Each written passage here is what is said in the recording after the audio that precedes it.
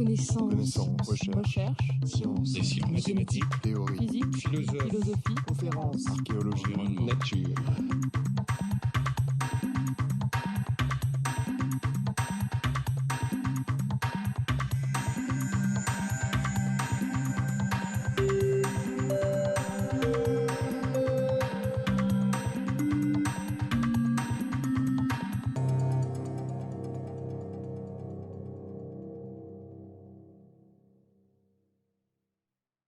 Voilà. Merci beaucoup et bonjour à toutes et à tous. Lorsque le professeur Leridon m'a demandé d'intervenir pour ce colloque, il m'a demandé de répondre à une question délicate, à savoir les migrations peuvent-elles être une solution au déséquilibre qui existe entre les différentes régions du monde. Ce n'est pas une question facile à poser ni à laquelle répondre et le professeur Cohen a bien montré dans son exposé précédent combien les incertitudes demeuraient grandes et importantes en ce qui concernait le problème des migrations. Je pense qu'il est utile, avant de commencer, que nous partions tous sur les mêmes bases et de rappeler donc quelques chiffres utiles sur ce que l'on sait aujourd'hui des migrations. Je viendrai par la suite à ce que l'on ne sait pas encore ou imparfaitement. Mais voilà en tout cas aujourd'hui ce que l'on sait en termes de chiffres en ce qui concerne les migrations. Il y a aujourd'hui dans le monde à peu près 200 millions de personnes qui habitent dans un pays différent du pays dans lequel elles sont nées. Cela représente, selon les chiffres de l'Organisation internationale pour les migrations, à peu près 3% de la population mondiale. Je tiens d'emblée à dire que ce chiffre me semble largement sous-estimé. Sous-estimé à la fois en raison du nombre de migrations irrégulières qui, par définition, ne sont pas comptées dans les statistiques officielles, même si on estime qu'elles représentent aujourd'hui entre 10 et 15% du total, et surtout parce que il faut bien reconnaître que les systèmes de collecte statistique sont très inégaux dans le monde et on a déjà beaucoup de mal, rien qu'en Europe, à harmoniser les statistiques des 27 États sur les migrations internationales. Alors lorsqu'il s'agit de faire cette harmonisation à l'échelon mondial, c'est évidemment une question bien plus compliquée encore.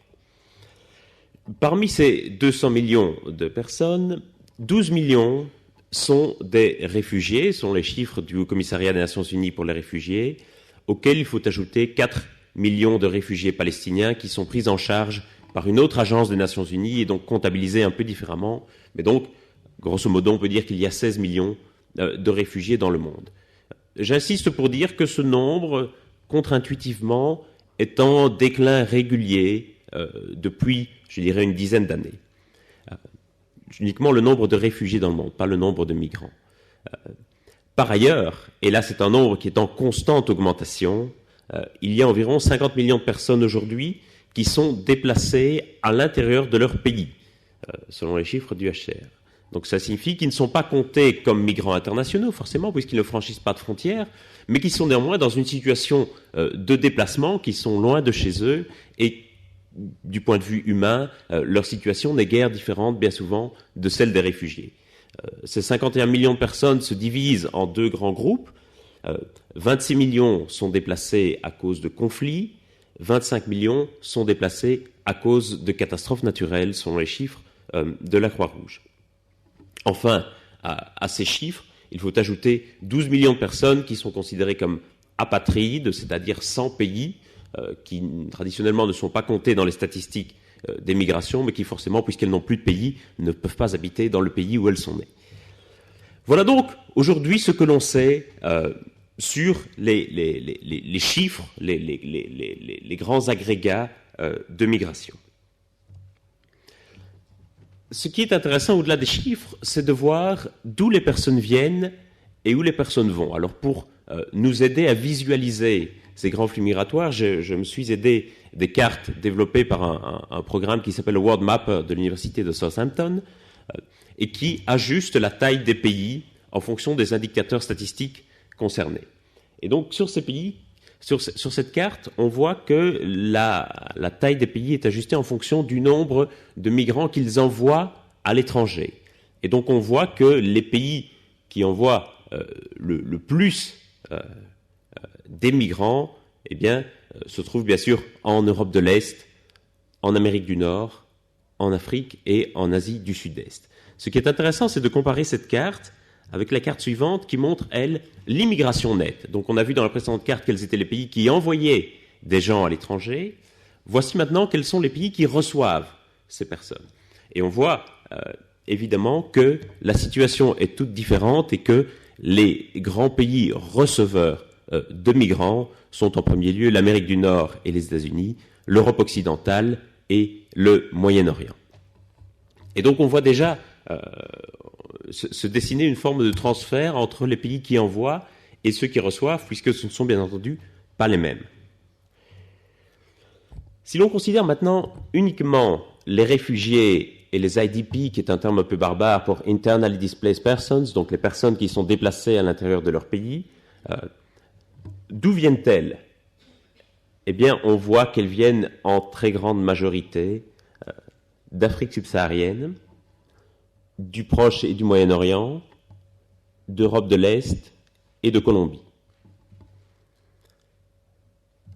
Si l'on regarde maintenant où elles vont, eh bien on constate que la situation est très différente, alors que, en ce qui concernait les migrations, on voyait que l'Amérique du Nord et l'Europe occidentale accueillaient, disons, le gros des troupes. Ce n'est plus du tout le cas en ce qui concerne les réfugiés et les personnes déplacées à l'intérieur de leur pays, qui souvent se déplacent non pas loin de chez elles, mais dans le pays immédiatement voisin.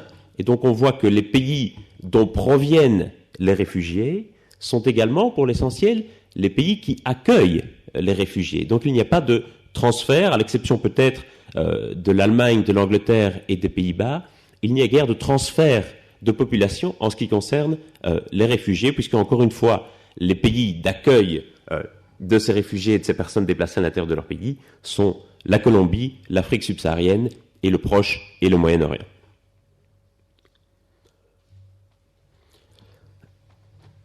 La question qui se pose maintenant, c'est de savoir comment on va pouvoir gouverner ces migrations.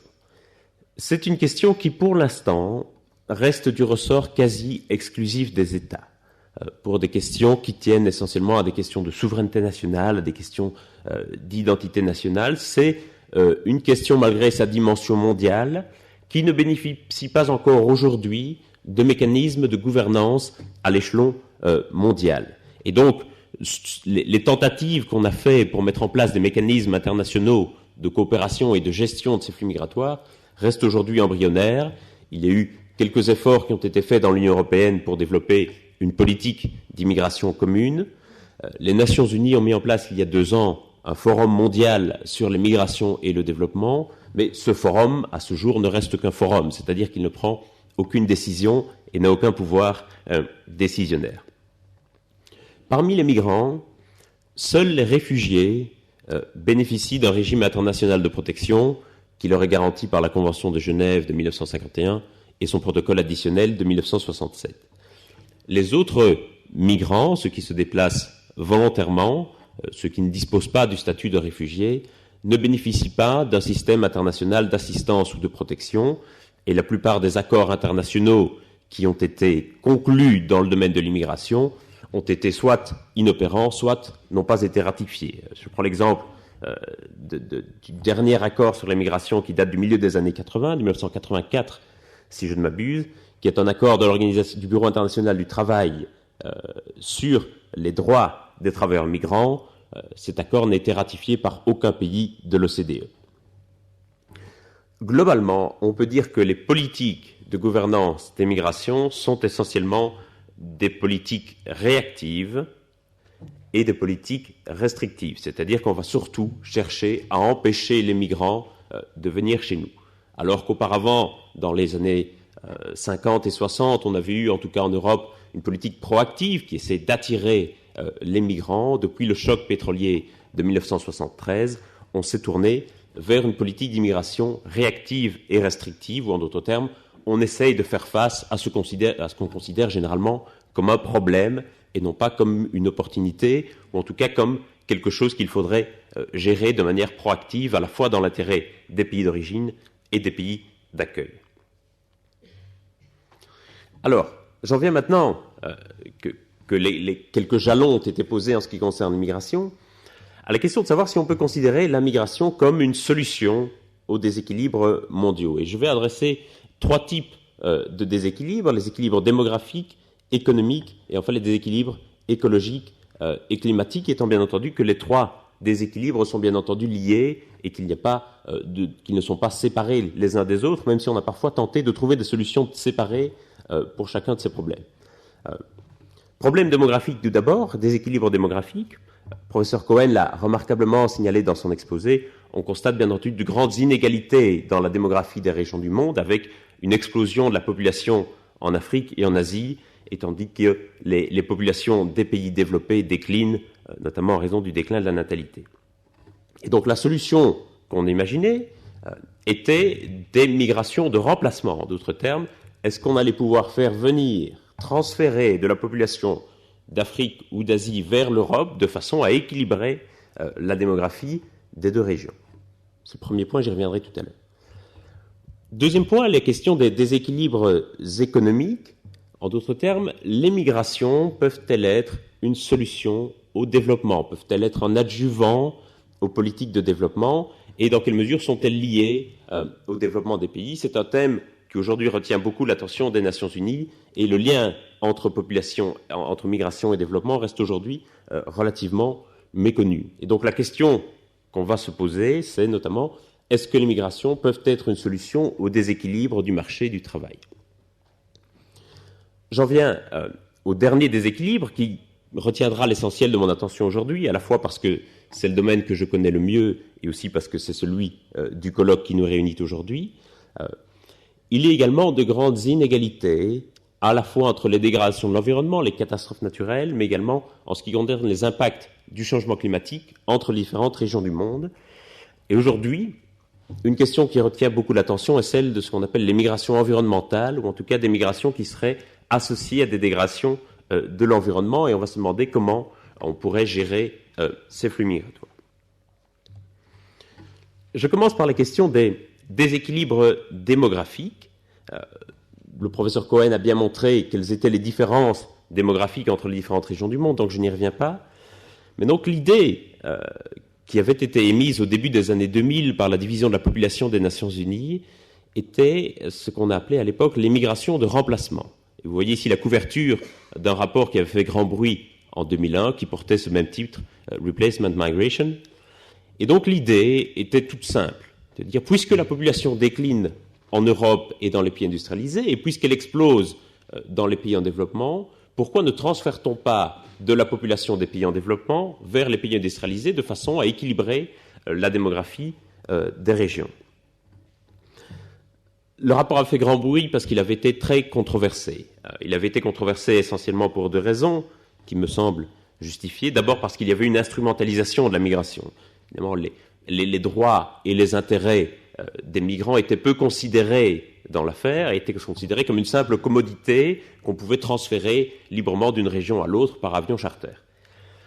Ensuite, l'autre problème, c'est que finalement cette vision était relativement peu réaliste, à la fois politiquement, clairement vu les politiques restrictives qui étaient mises en place dans la plupart des pays industrialisés, il était peu réaliste que ceux-ci demain ouvrent leurs portes à des charters entiers de migrants au motif que ça allait rééquilibrer leur population et stimuler leur démographie. C'était aussi une vision peu réaliste d'un point de vue démographique, notamment puisque une des idées qui guidait le rapport était que, comme les taux de fertilité étaient plus importants dans les pays en développement que dans les pays développés, une fois qu'on allait transférer ces populations, eh bien leur taux de fertilité allait rester inchangé et donc allait ramener les taux de fertilité des pays développés à des niveaux plus élevés. En réalité, on constate empiriquement qu'après 1 ou 2 générations, les taux de natalité et le nombre d'enfants par femme des populations immigrées s'ajustent sur la population du pays d'accueil. Donc, je vous montre le graphique qui était la clé du rapport, qui estimait donc le nombre de migrants annuels qu'il était nécessaire de faire venir entre 2000 et 2050 pour maintenir la population active constante par million d'habitants en 2000. Vous voyez que c'était des chiffres tout à fait considérables pour la plupart des pays industrialisés. Le rapport a fait long feu, mais je pense qu'il est important et significatif pour dire que cette idée des ajustements migratoires pour répondre aux déséquilibres de population, aux déséquilibres entre les régions, a été considéré et continue d'être considéré tout à fait sérieusement, puisque c'était un rapport officiel de la division de la population des Nations Unies en 2001 qui émettait l'idée. J'en viens maintenant au déséquilibre économique. Je n'ai pas besoin de vous montrer des cartes pour que vous réalisiez l'importance des déséquilibres économiques entre les différentes régions du monde, qu'il me suffise de dire qu'on a longtemps cru que la migration que le développement était la clé pour réduire les flux migratoires dans le monde. En d'autres termes, qu'il y avait un phénomène de vase communicant et que les migrants migraient des pays pauvres vers les pays riches et que dès le moment où les pays pauvres deviendraient plus riches et atteindraient un niveau similaire aux pays riches, eh bien, ces migrations cesseraient, ou en tout cas que ce flux migratoire se tarirait. C'est une idée reçue sur laquelle on a fondé un très grand nombre de politiques au cours des années 60, 70 et 80, mais qui malheureusement est fausse. On constate empiriquement que le niveau de développement d'un pays n'a pas d'impact direct sur ces flux migratoires. Au contraire, on observe même dans un certain nombre de cas que plus un pays se développe, plus il envoie des migrants internationaux. Et donc ça signifie que l'idée de considérer que le développement des pays va réduire les flux migratoires en provenance de ces pays est simplement fausse et en tout cas n'est pas fondée empiriquement.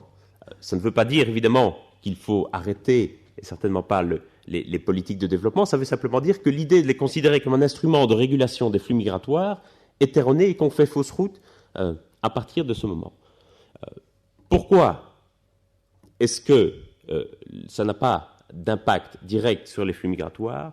Eh bien, en premier lieu, même s'il y a d'autres facteurs, parce que la migration est un processus qui coûte beaucoup d'argent aux migrants. Et donc, contrairement à ce que l'on s'imagine souvent, les populations migrantes ne sont pas les populations les plus pauvres du pays, mais au contraire, ce sont les couches les plus nanties de la population du pays. Même les images que l'on voit à la télévision des migrants d'Afrique subsaharienne qui essayent d'atteindre les côtes des îles Canaries ou les côtes italiennes ne sont pas en réalité, contrairement à l'image qu'ils donnent à voir à la télévision, les populations les plus pauvres d'Afrique qui migrent, mais au contraire, ce sont les populations les plus riches. Les familles, généralement, vont mettre de l'argent en commun, vont choisir au sein des familles, au sein des communautés, un migrant, généralement un jeune homme, qu'elles estiment le plus susceptible à la fois de trouver un emploi en Europe et le plus susceptible de résister à la traversée. Et donc, elles vont mettre en commun 5 000 ou 10 000 $, c'est le prix d'une traversée, et c'est donc une somme tout à fait considérable pour des familles en Afrique subsaharienne, et vont espérer en retour que ce migrant puisse trouver un travail en Europe et puisse leur envoyer régulièrement, mois après mois ou trimestre après trimestre, des petites sommes d'argent qu'on appelle des remises d'épargne et qui vont pouvoir faire vivre la famille ou la communauté au pays. Donc, contrairement à ce que l'on croit, les migrants ne sont pas les plus pauvres et ce n'est pas parce que les pays vont se développer que ça va réduire les flux migratoires, au contraire. Si on considère maintenant les migrations internes, on a longtemps travaillé avec l'idée que les migrations pouvaient être un instrument de rééquilibrage des marchés du travail. Là encore, rien n'est plus faux. Ce n'est pas parce que il y a du chômage dans la plupart des grandes villes africaines que les migrants continuent d'affluer. Au contraire, il n'y a pas de relation entre les flux migratoires à l'interne et le déséquilibre des marchés du travail entre pays, ni d'ailleurs à l'international. Aujourd'hui, la question qui suscite le plus d'intérêt en ce qui concerne la relation entre migration et développement est sans doute la question des remises d'épargne. C'est-à-dire, comme je vous le disais il y a quelques instants, les petites sommes d'argent qu'un migrant va pouvoir envoyer chaque mois ou chaque trimestre à sa famille de façon à l'aider à survivre dans son pays d'origine. Ces remises d'épargne, pour l'année 2007, ont représenté 377 milliards $, selon les chiffres de la Banque mondiale. C'est l'ensemble des transactions qui ont été comptabilisées. En sus de ce chiffre, il faut évidemment compter toutes les transactions qui n'ont pas été comptabilisées, l'argent par exemple qui était remis de la main à la main et qu'on ne peut pas comptabiliser. C'est donc une somme d'argent tout à fait conséquente qui dépasse de très loin les montants globaux de l'aide publique au développement, ce qui veut dire que les migrants sont aujourd'hui les premiers agents du développement de leur pays d'origine. C'est eux qui envoient le plus d'argent et les premiers investisseurs dans les pays en développement, ce sont les migrants eux-mêmes qui proviennent de ces pays en développement. Alors évidemment, ça peut évidemment être un problème lorsque l'économie du pays dépend parfois très lourdement de ces remises d'épargne. Si je prends le cas d'un pays comme le Tadjikistan, par exemple, 37% du produit national brut du Tadjikistan est constitué de ces remises d'épargne. Or, c'est une source de revenus qui peut bien sûr fluctuer, et lorsqu'une part du PNB trop importante est représentée par ces remises d'épargne, eh bien, on peut avoir une série de problèmes. C'est par exemple un problème que connaît le Mexique actuellement, puisque avec la crise financière, un grand nombre de migrants mexicains établis aux États-Unis eh bien, franchissent la frontière dans l'autre sens, rentrent au Mexique et donc cessent d'envoyer des remises d'épargne à leur famille. J'en viens maintenant au troisième type de déséquilibre dont je voulais parler aujourd'hui et qui est celui qui va m'occuper le plus de temps et qui concerne donc les déséquilibres écologiques. Je vais essentiellement traiter deux aspects. D'une part, la question du déséquilibre des catastrophes naturelles et d'autre part, celle des impacts du changement climatique. Et les deux questions sont bien sûr liées puisque un des impacts du changement climatique va être l'augmentation de la fréquence et de l'intensité des catastrophes naturelles. Que constate-t-on? Et je vais vous le montrer dans des graphiques dans un instant. C'est d'abord que le nombre de catastrophes naturelles dans le monde est en constante augmentation. Pourquoi est-ce que le nombre de catastrophes naturelles dans le monde augmente? Il y a une première raison qui est toute simple, c'est simplement parce qu'on les connaît mieux. Et que, alors que par le passé, un certain nombre de catastrophes naturelles n'étaient simplement pas connues, aujourd'hui, il y a de plus en plus d'agences humanitaires, et les gouvernements ont développé un meilleur système pour reporter les catastrophes naturelles. Et donc, on les étudie mieux, on les connaît mieux, et donc forcément, on en trouve plus. Mais il y en a moins, en dehors de cette explication simple, une autre raison qui tient à la vulnérabilité des populations. L'augmentation du nombre de catastrophes naturelles aujourd'hui, même si on élimine la variable d'information et de rapport sur les catastrophes naturelles, ne tient pas à l'augmentation des risques naturels, mais tient davantage à l'augmentation de la vulnérabilité des populations. Qu'est-ce que ça veut dire? Si vous avez un tremblement de terre en plein désert qui ne touche personne, d'une part, à part les sismographes, personne ne s'en aperçoit, et d'autre part, ce n'est pas considéré comme une catastrophe naturelle. Une catastrophe naturelle, c'est la rencontre entre un risque naturel et une vulnérabilité. C'est-à-dire que pour qu'il y ait catastrophe naturelle, il faut que le risque naturel touche des gens. Et si le nombre de catastrophes naturelles augmente, ce n'est pas parce que le nombre de risques naturels, ce n'est pas parce que le nombre d'événements météorologiques augmente, en tout cas pour le moment, on sait qu'il va augmenter avec le changement climatique, mais bien parce qu'il y a de plus en plus de gens qui habitent dans des zones à risque et que ces gens sont de plus en plus pauvres et donc de plus en plus vulnérables. Et donc c'est ça qui aujourd'hui provoque essentiellement l'augmentation du nombre de catastrophes naturelles dans le monde. En ce qui concerne les impacts du changement climatique, on va voir également que ces impacts sont inégalement répartis entre les différentes régions du monde et que, comme pour les catastrophes naturelles, il y a des régions du monde qui sont beaucoup plus touchées par les impacts du changement climatique.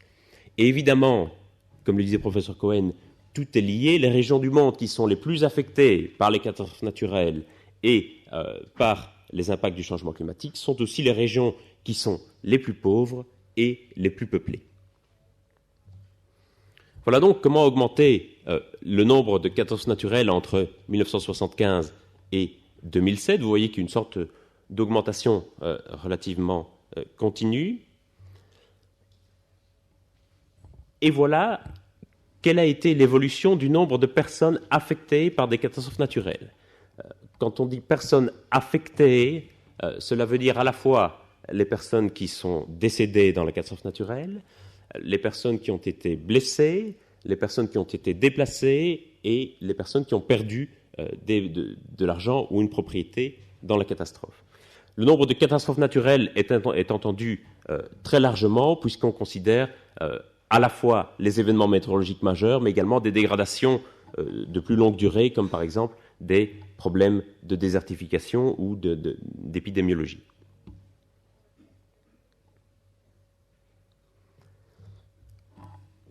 Si on regarde entre 1974 et 2003 le nombre de catastrophes par pays, on voit que les pays qui ont connu le plus de catastrophes naturelles sont les États-Unis, la Chine, l'Inde, l'Australie et quelques pays de l'Asie du Sud-Est, notamment l'Indonésie. Si l'on regarde maintenant, non pas le nombre de catastrophes naturelles qu'ont connu le pays, mais le nombre de personnes affectées par des catastrophes naturelles, grosso modo sur la même période, on constate un déséquilibre majeur entre les régions du monde, puisque l'on voit que les pays qui sont de très très loin les plus affectés sont l'Inde, la Chine et le Bangladesh. On va avoir une vision très différente maintenant si l'on considère non pas uniquement le nombre de personnes affectées par des catastrophes naturelles, mais le nombre de personnes qui y ont laissé la vie. Et là, on constate que l'Afrique a payé un très lourd tribut aux catastrophes naturelles, surtout si on compare au nombre de personnes affectées par les catastrophes naturelles. Qu'est-ce que cela veut dire en d'autres termes? Cela veut dire que lorsqu'une personne est affectée par une catastrophe naturelle en Afrique, elle a beaucoup plus de chances d'y laisser la vie.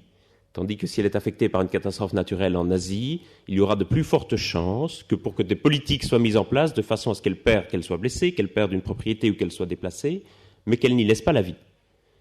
Donc là, évidemment, je trouve une carte très dramatique qui illustre le déséquilibre entre ces régions du monde. Et on voit que les gouvernements asiatiques, globalement, en ce qui concerne la limitation du nombre de victimes, le nombre de morts de catastrophes naturelles, s'en sortent beaucoup mieux que les gouvernements africains, en tout cas si on compare au nombre de personnes affectées. Et vous voyez, encore une fois, la disproportion d'un pays comme le Bangladesh, qui est donc coincé entre l'Inde et la Chine, en ce qui concerne le nombre de victimes. J'en viens maintenant aux impacts du changement climatique. Là encore, on a une grande inégalité. On constate que la plupart des impacts du changement climatique vont également se produire dans des zones qui sont déjà très touchées par des catastrophes naturelles. Et donc, vous voyez sur cette carte une sorte de synthèse à la grosse louche des principaux impacts du changement climatique et de régions où ces impacts vont se produire, à la fois en ce qui va concerner la diminution des ressources en eau potable, l'augmentation du nombre de catastrophes naturelles, le déclin en ressources alimentaires et enfin ce qu'on appelle l'émigration environnementale, donc les mouvements de population qui pourraient être générés par ces impacts. Vous voyez que dans les régions où les impacts sont les plus sévères, on s'attend également à une augmentation du nombre de personnes déplacées par ces impacts. On a coutume de dire que tout le monde sera affecté par le changement climatique. Bien sûr, c'est vrai, mais tout le monde ne sera pas affecté de la même façon. Et quand on parle aujourd'hui d'une augmentation de la température de 2 degrés Celsius d'ici à la fin du siècle, qui est, je vous rappelle, l'objectif avoué des négociateurs qui sont pour le moment à Bonn en train d'essayer de négocier les prémices d'un protocole qui succéderait au protocole de Kyoto. Donc l'objectif, c'est de limiter la température mondiale moyenne à une augmentation de 2 degrés Celsius d'ici la fin du siècle. Même si l'on se trouve dans ce scénario, qui est le scénario A1B du GIEC, cette augmentation moyenne de température de 2 degrés cache en réalité des différences de température beaucoup plus marquées selon les régions. Donc vous voyez ici les températures hivernales. On constate que certaines régions, par exemple en Asie du Sud-Est, vont devoir faire face à des augmentations de 3, 4, parfois 5 degrés Celsius. Si par contre on considère les températures d'été, on constate par exemple que l'Afrique va devoir faire face à une augmentation de température de 4 degrés Celsius, l'Espagne de 5 degrés Celsius, c'est un chiffre qui est bien connu, l'Asie du Sud-Est de 4 et le centre des États-Unis également de 4 degrés Celsius. Et donc il y a de grands déséquilibres entre les augmentations de température que vont connaître les différentes régions du monde, même si l'objectif global, c'est une moyenne de 2 degrés Celsius. Donc autant 2 degrés Celsius, ça nous paraît raisonnable lorsqu'on considère le chiffre en moyenne, autant lorsque vous vous trouvez dans un pays qui va connaître une augmentation moyenne de la température de 5 degrés, ça a évidemment des conséquences dévastatrices. Et alors, à ce phénomène naturel, enfin, on sait que le changement climatique est évidemment d'origine anthropique, mais à ce phénomène de changement de température vont se superposer, évidemment, des questions de pauvreté, des questions de capacité d'adaptation qui font que certaines régions vont bien entendu pouvoir s'adapter beaucoup moins bien que d'autres à ces différences de température et aux impacts qui en résulteront. Alors évidemment, on a envisagé comme solution ou comme conséquence à ces dérèglements climatiques l'idée que des populations entières pourraient se déplacer à la fois en raison des catastrophes naturelles et en raison des impacts du changement climatique. En réalité, c'est un champ qui est truffé d'idées reçues, comme j'aime à le dire. Je vais essayer de débusquer ces principales idées reçues pour essayer de vous montrer ce qu'il en est sur les 3 minutes qui me restent. D'une part, on entend souvent dans la presse ou dans le discours politique ce chiffre de 150 millions ou de 200 millions de personnes déplacées par le changement climatique à l'horizon 2050. Ça veut donc dire qu'on doublerait le nombre de migrants dans le monde. En réalité, on ne peut pas le dire aujourd'hui, tant les estimations que les prédictions de ces flux migratoires sont incertaines.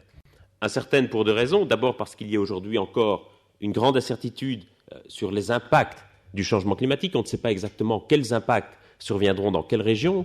Et le professeur Claude Henry nous entretiendra cet après-midi de cette question des incertitudes dans la mesure des impacts du changement climatique.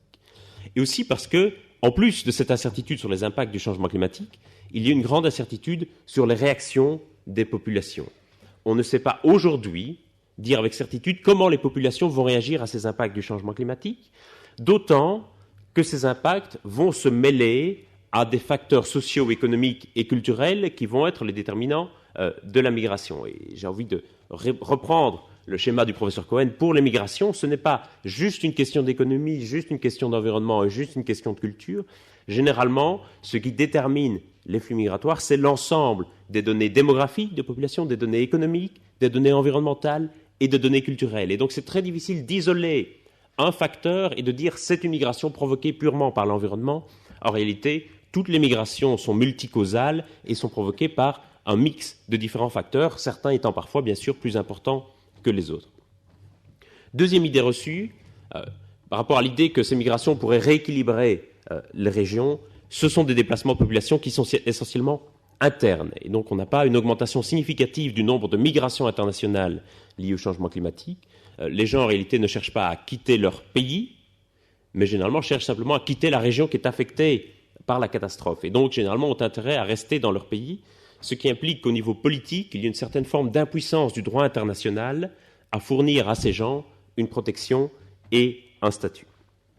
Troisième idée reçue que je veux débusquer, c'est de considérer que les gens migrent parce qu'ils n'ont pas su s'adapter aux impacts du changement climatique. Et donc on voit, généralement, on discute aujourd'hui beaucoup des politiques d'adaptation au changement climatique et on voit souvent la migration comme un échec de ces politiques d'adaptation, une sorte de solution de dernier recours. En réalité, dans de nombreux cas, la migration peut être utilisée comme une politique d'adaptation en elle-même. Ça peut être une ressource que les migrants mobilisent et les personnes vont d'elles-mêmes décider de migrer pour s'adapter et faire face aux impacts du changement climatique. Et donc on a le développement de migrations saisonnières ou temporaires, qui sont des migrations ancestrales, pratiquées notamment en Afrique, pour s'adapter aux variations climatiques saisonnières et qui pourraient, s'ils étaient encouragés et soutenus, également se mettre en œuvre dans le cadre du changement climatique. D'autre part, les questions d'adaptation sont souvent cantonnées à la région d'origine des populations. On imagine que c'est uniquement la région d'origine qui doit s'adapter. Il y a aujourd'hui une urgence, et je le dis avec force parce que c'est quelque chose qui aujourd'hui ne figure pas du tout à l'agenda international, à adapter également les régions de destination. Les régions de destination vont parfois devoir faire face à des afflux de migrants qui, à leur tour, vont faire peser un poids démographique sur les ressources en eau et en nourriture. Si ces régions d'accueil, de destination ne sont pas soutenues et ne développent pas des politiques d'adaptation ambitieuses, demain, elles ne pourront plus faire face à cet afflux de migrants. Et donc, il est important de ne pas concentrer les politiques d'adaptation uniquement sur la région d'origine, mais également de les appliquer également à la région d'adaptation. Enfin, quatrième et dernière idée reçue, c'est que les populations qui fuient sont les plus vulnérables. En réalité, les populations les plus vulnérables sont souvent incapables de fuir la catastrophe ou de fuir la dégradation environnementale. On l'a très bien vu lors de l'ouragan Katrina, les 60 000 personnes qui sont restées coincées à la Nouvelle-Orléans, ce n'étaient pas les populations blanches nanties des beaux quartiers, c'était les populations noires et pauvres qui vivaient dans les quartiers déshérités et qui n'ont pas eu les moyens de quitter la ville, qui n'ont pas eu ce qu'on appelle le capital économique, simplement l'argent pour quitter la ville, et simplement qui manquaient parfois du capital social, c'est-à-dire des ressources sociales, d'amis ou de connaissances ou d'un réseau qui aurait pu les héberger en dehors de la ville.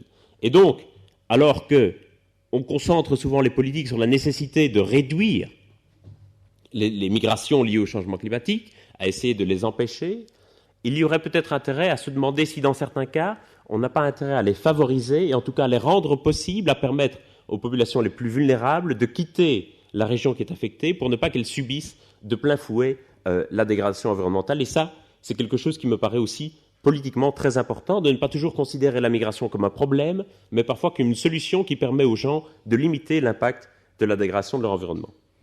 Et alors j'en termine par quelques considérations sur des questions de justice et d'équité qui me paraissent également importantes, particulièrement en ces temps-ci au moment de la négociation climatique. On a, bien sûr, comme je l'ai dit, une égalité des impacts dans le monde, on a également une égalité des émissions de gaz à effet de serre. On sait quels sont les pays les plus pollueurs et donc quels sont les pays les responsables en premier chef de ces impacts. Et aujourd'hui, beaucoup demandent, au nom de la justice et de l'équité climatique, que ces personnes déplacées en raison des impacts du changement climatique soient prises en charge par la communauté internationale. La question, c'est comment.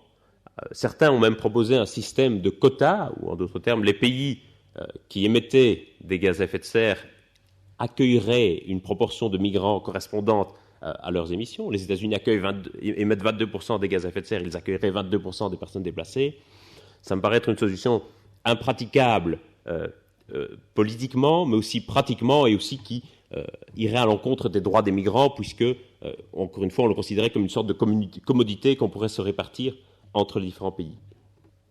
La question d'un statut international est aussi délicate, puisque la plupart de ces migrations sont des migrations internes, et donc le droit international est relativement impuissant. Se posent les questions des fonds d'adaptation ou de possibles compensations. Là encore, on a pour le moment une opposition entre pays en développement et pays développés. Les pays en développement considérant que c'est de l'argent qui leur est dû et que le Nord a une dette écologique vis-à-vis du Sud. Le Nord considérant qu'il n'a pas de responsabilité particulière sur les impacts du changement climatique et que l'argent qu'il fournirait pour l'adaptation serait une contribution volontaire. Et donc la question aujourd'hui n'est pas tranchée. Et enfin, la dernière question qui se pose, c'est de voir s'il ne serait pas opportun de déplacer par avance certaines populations qui habitent dans des régions qu'on sait particulièrement vulnérables aux impacts du changement climatique. Et par exemple, de déplacer les populations qui habitent dans des régions deltaïques ou sur des îles de très faible élévation. C'est une question qui me semble très délicate, notamment au regard des droits des populations, des droits de l'homme des populations.